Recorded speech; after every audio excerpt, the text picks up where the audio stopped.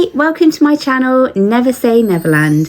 If you found me, I'm assuming that's because you're thinking about booking a Disney cruise. Perhaps you're already planning one, or perhaps it's just a distant daydream that one day you might be able to take your family on a magical Disney cruise. Or perhaps you're just my mum. Is that you, Mum? Hi, I'm Sam. I am based in the UK. I'm a mum to two incredible children who are aged 6 and 8.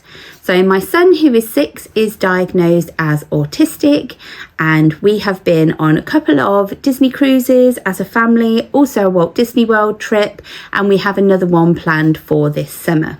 So I've been going to Walt Disney World myself for over 30 years. I've actually lost count of how many trips I've been on. I've been incredibly fortunate to be able to experience that, and to say Disney is my happy place is a complete understatement. But I have also been on Disney cruises with my children and without.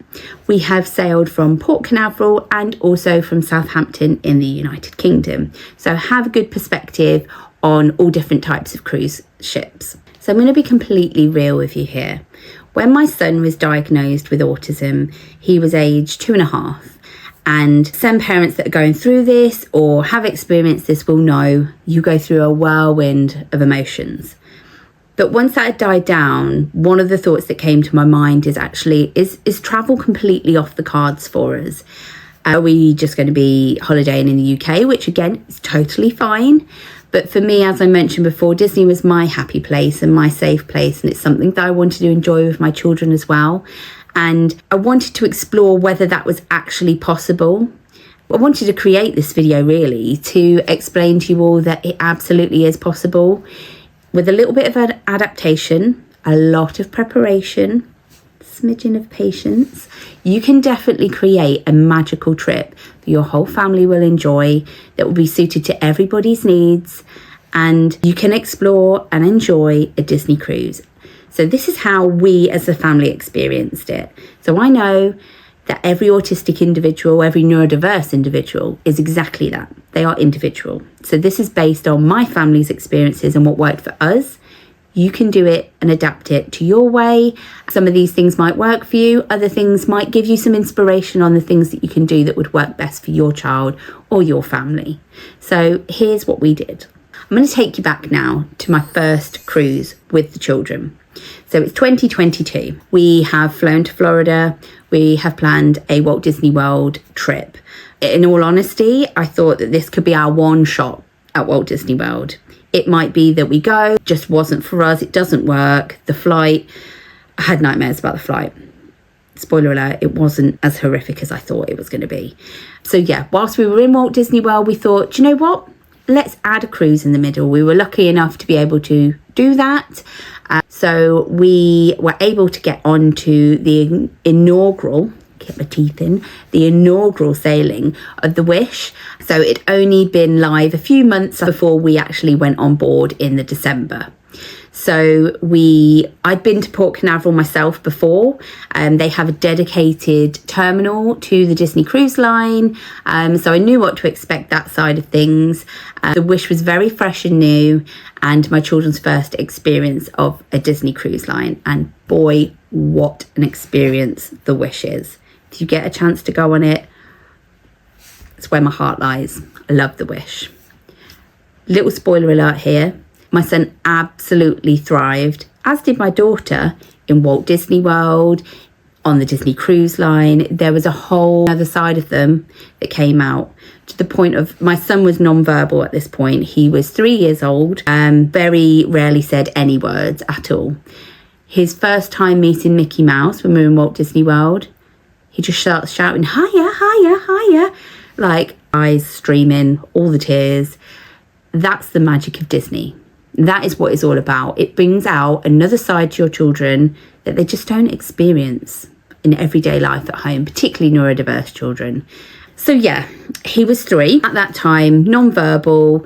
He was in his buggy a lot. We used it a lot for mobility. So little thing to know about my son, he likes to run. He is an eloper, and given the chance, he'll leg it.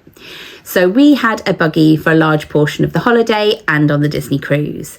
Now, I wanted to include this to give you guys an idea of the accessibility of a Disney cruise. So some of you may have mobility aids, some people might be in wheelchairs, or might be using a stroller or a buggy like we were.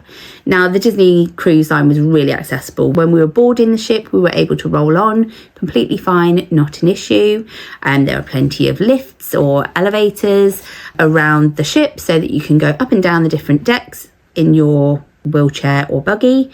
One thing I would say particularly about the Wish is it had fewer lifts, elevators than the other ships, and because it is a newer one, there were 2 on the opposite ends of each ship, whereas on the Dream and some of the other ships, there's a 3rd one in the middle, which just makes the waiting around for a lift a little bit more manageable, because it did get very, very busy at times on the Wish.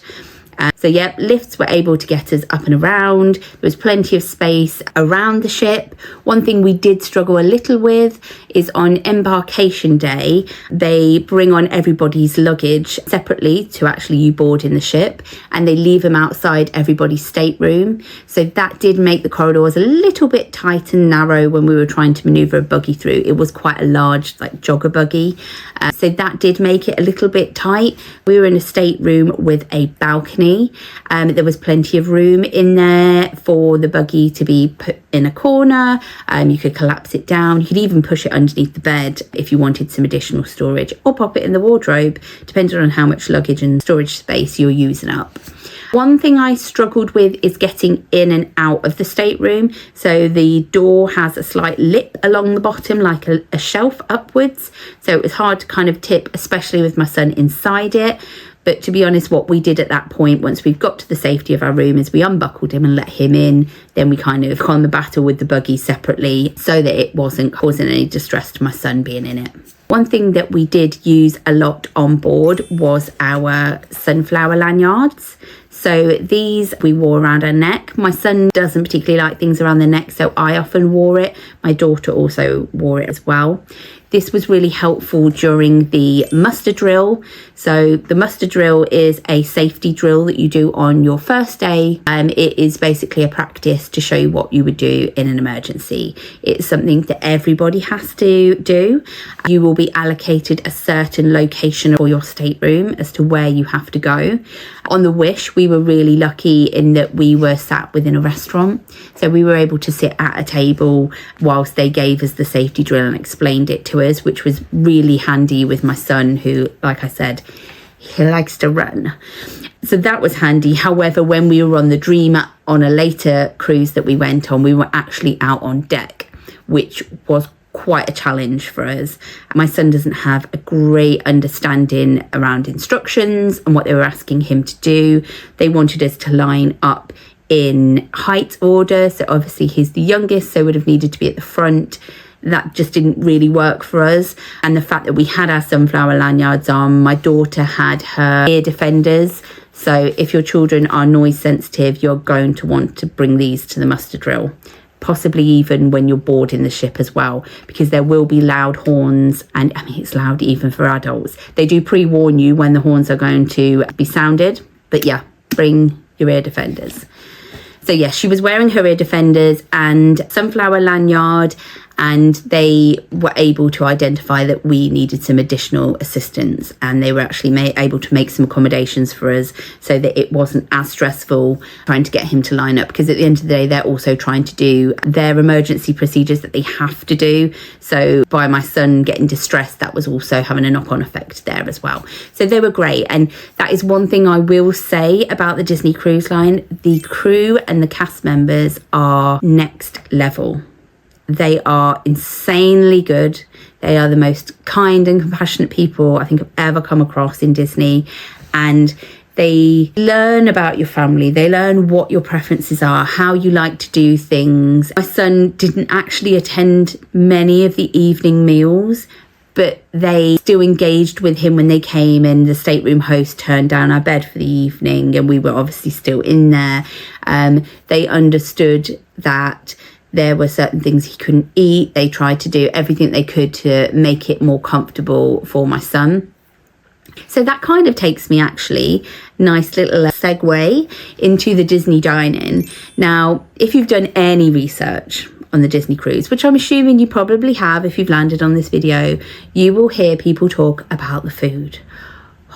The food on the Disney cruise is insanely good, and there is so much choice. Now, my son has a very, very limited diet.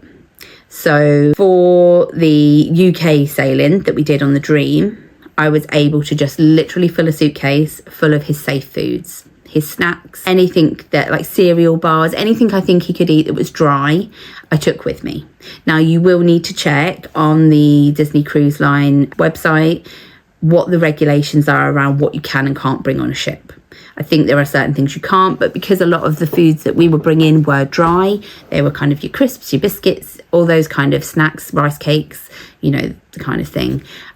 We bought them all on board, and there was a lot of cupboard space in the stateroom. So I basically just dedicated one whole cupboard to his safe foods, and he was able to nibble them throughout the day. We did try him with a few things, and that's the beauty of a Disney cruise. All the food is included. Well, it's in the price. You can try things, and it's a good opportunity if your children are up to trying new things and you don't want to waste money or waste food, etc., just to try a little bit. Most of the ships all of the ships actually have a buffet restaurant. So there is Marcelin Market was on the Wish. On the Dream, there is Cabanas, and there are literally just rows and rows and rows and rows and rows of every kind of food possible you can imagine. So if your child just wants to eat chicken tenders, they will be there. If they just want plain rice, it will be there. If they just want plain pasta, if it's not there, ask. Someone will do their utmost to get a food that your child can eat. If the hustle and bustle of the buffet, and it can get crowded at times, is too much for your family, you could either send one person down and actually take the food back to your room. You could find a quieter outside spot to sit, or you could avoid it completely. They have 24/7 room service that you can ring up. It is free with the exception of certain add-ons, soda drinks and certain alcohols, I believe, but it will be specified on the room service menu what is an additional fee, but everything else is completely free. I think on the Dream, my son ate the bolognese that was on there. He ate the chicken tenders. There were Mickey bars, which aren't on the menu, I don't believe, but ask for them because you can definitely get Mickey bars, even on the UK sailings, delivered to your room. Also, the one thing that he did eat a lot of, which is not great for a balanced diet, but you know, you're on holiday, the cookies, warm, fresh cookies. They are so good, so good. So you want to order a plate of them, and my mum's recommendation would be a cheese plate as well. So like I said, there's so much option across the whole of the ship. There are the buffet restaurants, there is 24/7 room service, there is also rotational dining, which actually I will come on to now. So there will be 3 main restaurants on your ship. So take the Dream, for example. We had Animator's Palette, we had Enchanted Garden, and we had Royal Palace. So these 3 restaurants, we were on a 4-night cruise. We did each of them once and then revisited one on the 4th night. The menus you can see in advance. There are lots of vlogs on them. I would recommend, if your children like to know what there is to eat or are particularly elective with their food choices, explore the menus with them. Make it into something fun. We chose on a couple of occasions for part of the family to go, and I stayed back with my son. That worked for us. It might not work for every family. So yes, you will rotate round each of the different restaurants. Each restaurant is themed. Animator's Palette was one we definitely did do with my son. It has an interactive screen with Crush, and he will interact with guests that are eating their meals. That was by far the highlight of my son's cruise. He is the biggest Nemo fan around, and it's definitely a special interest and has been for years for him. So this was like meeting his icon. He just adored it and actually sat still at the table for the duration of a meal, which some parents, I'm sure you will appreciate, is gold dust in itself. So yes, dining, that is another option. Also up on the pool deck, they have some fast food stations. There is pizzas, your burgers, your hot dogs, your chicken tenders, and all sorts of delicious, wonderful things. You can pretty much get food from there at any point during the day. So say you're in your stateroom and you didn't want to have dinner, you might be able to nip back up there later and grab a slice of pizza. Enjoy it on the top deck, take it back to your room, whatever works for you. There's also 2 sittings for the dining. So when you book your cruise, you will be asked to select one of the 2 sittings. The first sitting is 5:45 and the second sitting is around 8 o'clock.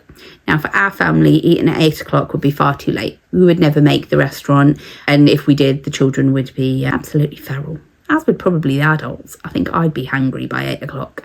So we select the earlier sitting, and then at 8 o'clock, we go and watch the show. Whereas if the people that are on the 8 o'clock sitting, they would watch the show at 5:45. So there's 2 showings of the Broadway style theatre shows, which are exceptional. Like you've got to see them. But if you also chose not to sit in a restaurant, you could go to either one of those viewings. So say you were on the 8 o'clock seating for the dining reservation and you were like, actually, we've eaten already at Cabanas, we're not that hungry. You could go to either the 5:45 or the 8 o'clock show, and they don't stop you and say, no, this is not your viewing. So that's an option for you as well. Whilst we're talking about the shows, if your child is not comfortable or wouldn't be comfortable in a theatre setting, but really wants to see the show, on certain ships, the Dream being one, I believe the Fantasy as well, some of the older ships, you can actually watch the show in your stateroom. So there's a certain television channel that you can tune into and you can watch the show. I think it is a pre-recorded, so it's not the exact version that's showing in the theatre at that moment in time, but the show will still be the same. And they can watch the show sat in your pyjamas, eating popcorn, running riot, whatever they want to do. You can absolutely do that as well. So yeah, they definitely won't miss out on the Broadway shows. If it's something your family would love, go early, get a seat, probably higher up. Sometimes there's 2 levels. We sat on the higher level, which had a fantastic view, but actually a lot of the guests sat lower down, so it was a little quieter. It wasn't as crazy getting out. When you do exit the theatre, I would suggest taking the stairs to go on your way to wherever you want to go, whether it's back to your stateroom or somewhere else on the boat, because the lifts are crazy. If you do need to use the lift, I would suggest hanging back in the theatre a little bit until it dies down. There's no urgency for you to leave the theatre. They're not going to shut you in. So just take your time and be on cruise mode. Just chill. Take it slow. Another thing that I love about the Disney cruise is they have theatres, cinema theatres inside. I mean, isn't that crazy in itself, a cinema on a ship? What I love about the cinema is they show screenings of films that are out currently at the cinemas at that point in time. The cinemas are generally fairly quiet. There are multiple showings throughout the day on lots of different Disney-themed films. From a neurodiverse perspective, what I love is my son particularly struggles with cinema, and anyone in the UK will know the prices of a cinema ticket is quite high at the moment. So for the sake of saving some money, what I actually intend to do on our next cruise is to almost do a little bit of a tester, dip our feet back into the cinema world again and try and take him to a screening. If he leaves after 2 minutes, it's fine. We can go and get some ice cream on the pool deck or hang out in the stateroom. But that's not money lost for me. That's included in the price of my cruise, my holiday. So I'm not losing a cinema ticket's worth. Nobody's getting stressed. We can just dip in. We could dip back into the film later on if you wanted to watch a later part of it. We could try again at another screening of that film. Like, there's so many opportunities, and it just opens up so many opportunities to our neurodiverse families. I just think it's wonderful.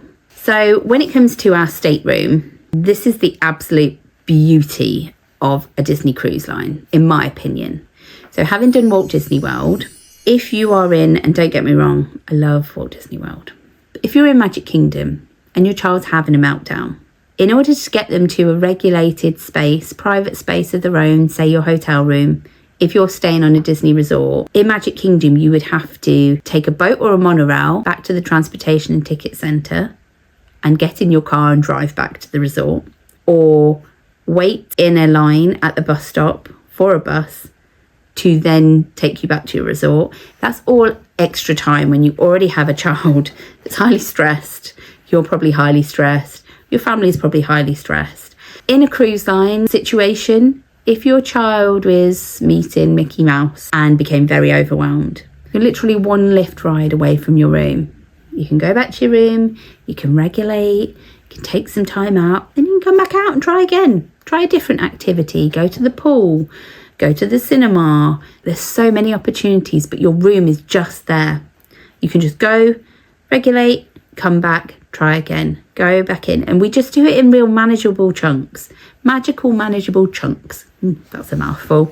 But it is so accessible and you can do it however you want. We took toys from home. One top tip are the walls are magnetic. Now, my son loves a puzzle. And we bought some magnetic puzzles. And to say it blew his mind when we stuck those magnetic puzzles on the wall and he was able to do his puzzles is an understatement. Like, it saved us on many occasions and he had great fun doing it. Just don't forget to obviously take them off the wall and pack them when you leave to go home. Another top tip that we love to do is stick magnets on, decorate the front of your stateroom door. I particularly find this useful with neurodiverse families when you are trying to find your stateroom when you're going down the corridor. The corridors are long. And on the occasions that I did let my son run down said corridor, he would just keep running past our door. But we had a Nemo magnet that we put on with his name on it. And he soon became familiar with, that's our door, that's my magnet. Okay, I will stop now. So really it was great to be able to identify your door because the corridors all look the same. The doors all look the same. Who doesn't want a Disney decorated door? I mean, it looks fabulous. Just saying. Another thing that we also like to do is fish extenders. So outside your door, there will be a little hook that has a fish on it or a seahorse or something along those lines that you can hang up. I'll show you here, a little pouch. And in here are pockets. And what you'll find is throughout your cruise, people will leave tiny little gifts. It might be like a little note, some sweets or some stickers, and the joy it brought my children to come back and have a little peek inside. And we also pixie dusted people too.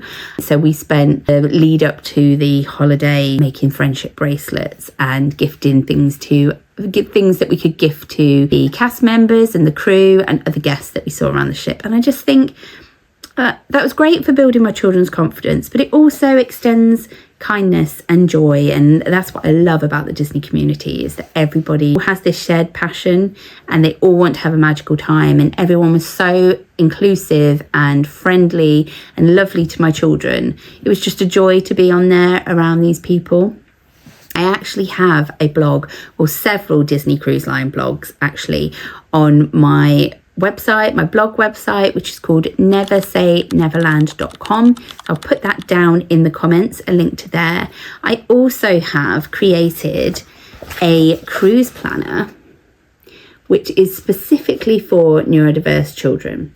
Now, I built this for my own children and thought, actually, this might benefit some other people. And this is the whole point of why I set up Never Say Neverland. I want to be able to support other families like mine to have a magical Disney trip. So inside this cruise line planner, you have all sorts of things from what to pack, a packing list, neurodiverse style. We also have some visual aids around embarkation day, some great social stories about what to expect at the port, at the terminal, on board. There are lots of games, some attraction lists where your children can colour in what they might like to do on board, what's an absolute no-no. That is a complete game changer. When you are planning your trip, you can go in already knowing that your child's wish list is this particular thing. That can be your priority on day one, because let's face it, as a neurodiverse family, whilst you can prepare and plan for days, they don't always go to plan. And I think if you've got that one goal in mind, and that's your absolute to do on the cruise, you can guarantee that everyone in your family will be happy. They'll have ticked off that list. And this colouring in sheet is a great way to bond as a family around the planning process, get your children involved watch some vlogs.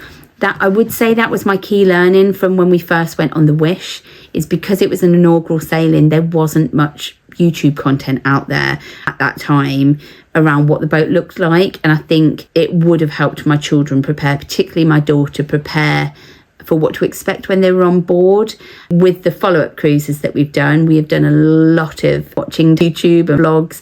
I plan to vlog my upcoming trip as well, so that other families can see it from an autistic perspective, the kind of challenges we've had, but also the magic that you can have on these cruises is just another level. Another thing that I have in my cruise planner, as a kid, when I went to Walt Disney World, I used to love writing a journal. And actually it's hilarious to look back now at the journals and see some of the funny stuff that I wrote. And I've kind of made a neurodiverse style version of a journal. So it talks about where they're eating, what do they want to do, who do they want to meet, like what characters, but also get them thinking about things that might be loud or busy. So for example, busy coming out of a show at the end of the night. It might be loud if they're somewhere where the horn is going to be sounded. It helps them create a calm plan. So where can they take breaks? What will help them feel calm? And at the bottom of every page, I've added a parent tip, because knowledge is power. And if I can share some of my knowledge as a parent with you guys, it will set you up for success. I can guarantee it. Please pick up a copy of my neurodiverse planner. It's available on Etsy. I'll pop the link below. As I said at the start of the video, every individual is individual. So what works for my family may not work for others, but I'm hoping that this will cover a lot of families and will be a big support tool for everybody on board the ship. On my blogs, I have a lot of posts around embarkation day, what to pack, what are fish extenders, lots and lots of content, as I do on my Instagram channels. And I hope to continue to make some blogs so that you can all watch and enjoy some of the advice that I have to share. I hope that you've enjoyed the video. I would love it if you could if you could put down in the comments, like any questions that you have around cruises, what tips you found useful if you're a neurodiverse family, what are the vlogs you'd like to see from me, whether that's Walt Disney World or cruise vlogs, whether you'd like to actually see us vlogging on the ship on our upcoming holidays. Please hit the subscribe button and we can grow this community and I can continue to share my Disney advice with you. I hope you have a wonderful day, whatever you're doing, and I'll catch you all soon. Bye.